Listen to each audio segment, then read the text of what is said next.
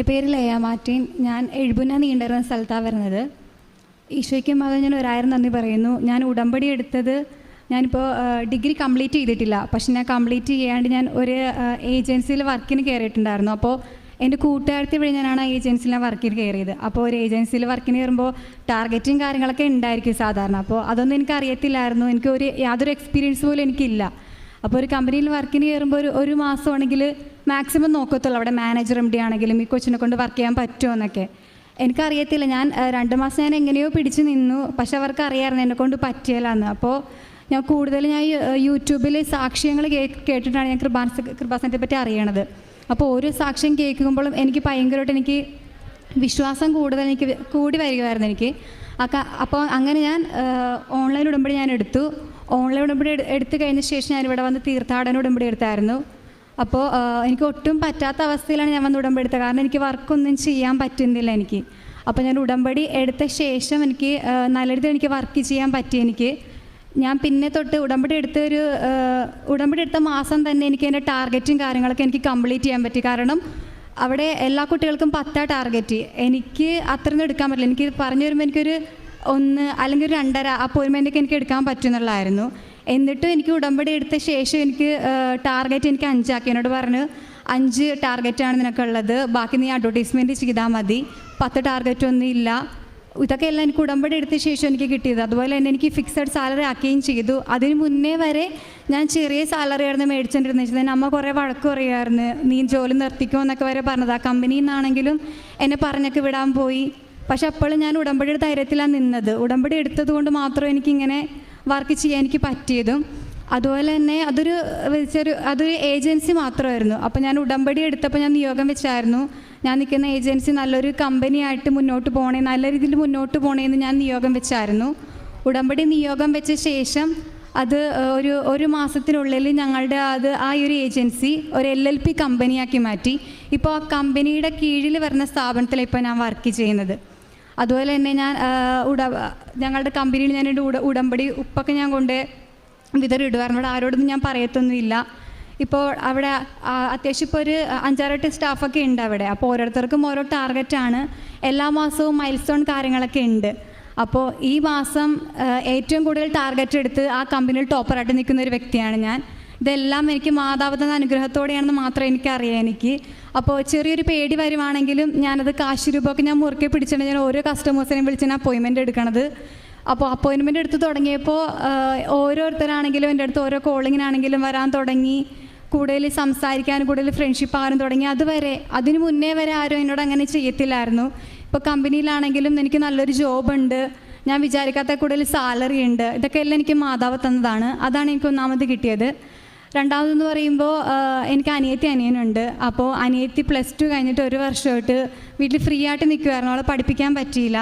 അതുപോലെ അനിയനും +2 കഴിഞ്ഞ് നിൽക്കുമായിരുന്നു. അപ്പോൾ ഞാൻ നിയോഗം വെച്ചിട്ടുണ്ടായിരുന്നു അനിയൻ്റെയും പഠനം നല്ല രീതിയിൽ മുന്നോട്ട് പോകണമെന്ന്.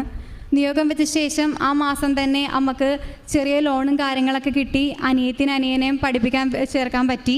അനിയത്തി ഇപ്പോൾ ഒരു പ്രൈവറ്റ് കോളേജിലാണെങ്കിൽ അവളിപ്പോൾ ഡിഗ്രി ഫസ്റ്റ് ഇയർ കഴിഞ്ഞു. അതുപോലെ തന്നെ അനിയൻ ഫയർ ആൻഡ് സേഫ്റ്റി പഠിക്കുകയാണ്. അപ്പോൾ ഇപ്പോഴും അവർ രണ്ടുപേരും പഠനം നല്ല രീതിയിൽ മുന്നോട്ട് പോകുന്നുണ്ട്. മൂന്നാമത് എനിക്ക് കിട്ടിയ അനുഗ്രഹം എന്ന് പറയുമ്പോൾ എനിക്ക് 14 വർഷമായിട്ട് എനിക്കിങ്ങനെ ചൊറിച്ചിലൊക്കെ വരുമായിരുന്നു എനിക്ക്. അപ്പോൾ കയ്യിലിങ്ങനെ കൊതുക് കുത്തി ഇങ്ങനെ ഞാൻ ചൊറിഞ്ഞ് വരുമ്പോൾ ഇങ്ങനെ ബ്ലാക്ക് കളറാകും. പിന്നെ അത് ബ്ലഡ് പഴുപ്പൊക്കെ വന്നത് ഭയങ്കരമായിട്ടും ബുദ്ധിമുട്ടായി ഇങ്ങനെ ബ്ലാക്ക് കളറൊക്കെ വന്ന് കിടക്കുമായിരുന്നു.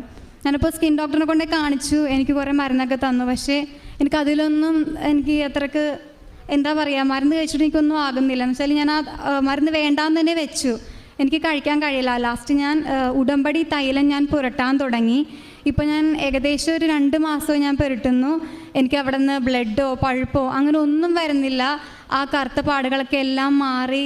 ഇപ്പോൾ അത് മാറി വരുന്നു. ഇപ്പോൾ എനിക്ക് അങ്ങനെ ഒന്നും വന്നു പോലും എനിക്കില്ല. അതെനിക്ക് മൂന്നാമത് കിട്ടിയത്.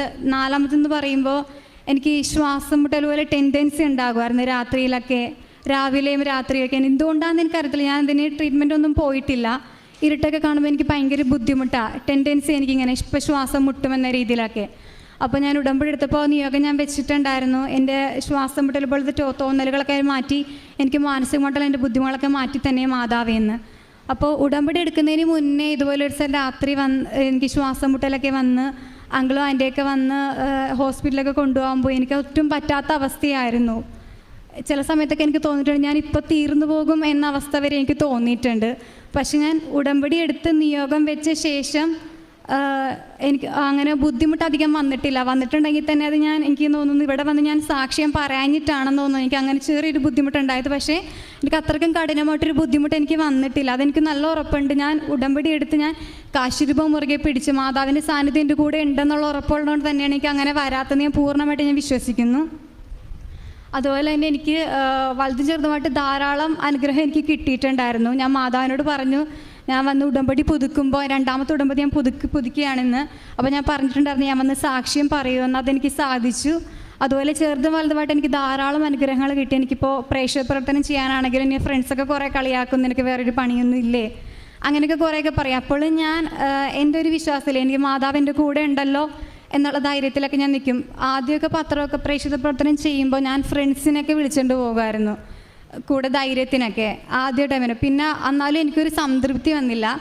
പിന്നെ ഞാൻ തന്നെ ഒറ്റയ്ക്ക് ഉടമ്പടി പത്രമൊക്കെ എടുത്ത് ഞാൻ എല്ലാവർക്കും പ്രാർത്ഥിച്ചാണ് ഞാൻ കൊടുക്കുന്നത്. കാരണം ആരും നഷ്ടപ്പെടുത്തി കളയരുത്. എനിക്ക് കടകളിലൊക്കെ ഒന്നും കൊടുക്കണം എനിക്ക് ഒട്ടും ഇഷ്ടമല്ല. കാരണം അവർ സാധനങ്ങളൊക്കെ പൊതിഞ്ഞു കൊടുക്കും, അതൊക്കെ എനിക്കൊന്നും താല്പര്യമില്ലാത്ത കാര്യമാണ്. അപ്പോൾ അതുകൊണ്ട് തന്നെ ഞാൻ പ്രാർത്ഥിച്ചാണ് കൊടുക്കുമ്പോൾ ഞാൻ പറയും വായിക്കണം, നഷ്ടപ്പെടുത്തി കളയരുതെന്ന് പ്രത്യേകം ഞാൻ പറഞ്ഞിട്ടാണ് കൊടുക്കുന്നത്. പിന്നെ എനിക്ക് കിട്ടിയ അനുഗ്രഹങ്ങൾ അതൊക്കെ എല്ലാം പറഞ്ഞ് അവരെ മനസ്സിലാക്കും. അപ്പോൾ ഇപ്പോൾ എൻ്റെ ഫ്രണ്ട്സൊക്കെ ഇപ്പോൾ ഉടമ്പടി എടുക്കാൻ വരാമെന്ന് പറഞ്ഞിട്ടുണ്ട്. കൂടുതലും ഞാൻ നിയോഗങ്ങൾക്ക് ഞാൻ പ്രാധാന്യം കൊടുത്തിട്ടില്ല. എന്നെക്കൊണ്ട് ഉടമ്പടി നിബന്ധനകൾ പാലിക്കാൻ പറ്റുന്നുണ്ടോ എന്നാണ് ഞാൻ കൂടുതലും ശ്രദ്ധിക്കാറുള്ളത്. ഒരിക്കലും ഞാൻ വെച്ച നിയോഗങ്ങൾ ഞാൻ പ്രാർത്ഥിക്കുമ്പോൾ പറയും, എന്നാലും ഞാൻ അത്രയ്ക്ക് പ്രാധാന്യം കൊടുത്തിട്ടില്ല. ഞാൻ കറക്റ്റായിട്ട് ഞാൻ ഉടമ്പടി നിബന്ധനകൾ പാലിക്കുന്നുണ്ടോ എന്ന് മാത്രമേ ഞാൻ നോക്കാറുള്ളായിരുന്നുള്ളൂ. പിന്നെ ഉടമ്പടി എടുത്ത ശേഷമാണ് ഞാൻ 2 ആഴ്ച കൂടുമ്പോൾ കുമ്പസാരിക്കാനും അതുപോലെ തന്നെ പള്ളിയിലൊക്കെ പോകാനും ഏകദേശം ഒരു 1 കിലോമീറ്ററോളം പോകണം പള്ളിയിലേക്ക്. അപ്പോൾ 6 കുർബാനയ്ക്ക് ഞാൻ 6:25 വീട്ടിൽ നിന്ന് ഇറങ്ങി ഓടിയൊക്കെ ഞാൻ പോണത്. കാരണം ഒരു ദിവസം എനിക്ക് കുർബാന കണ്ടില്ലെങ്കിൽ എനിക്ക് അത്രയും ബുദ്ധിമുട്ടാണ് എനിക്ക്. കാരണം എനിക്ക് അത്രയും അനുഗ്രഹങ്ങൾ എനിക്ക് തന്നിട്ടുണ്ട്. ഇനി എനിക്ക് അനുഗ്രഹങ്ങൾ തരും, ഞാൻ ഇവിടെ വന്ന് ഇനി സാക്ഷ്യം പറയും എന്ന് നല്ല ഉറപ്പ് എനിക്കുണ്ട്. എനിക്ക് തന്ന എല്ലാ അനുഗ്രഹങ്ങൾക്കും ഈശോയ്ക്കും മാതാവിനും 1000 ഞാൻ നന്ദി പറയുകയാണ്.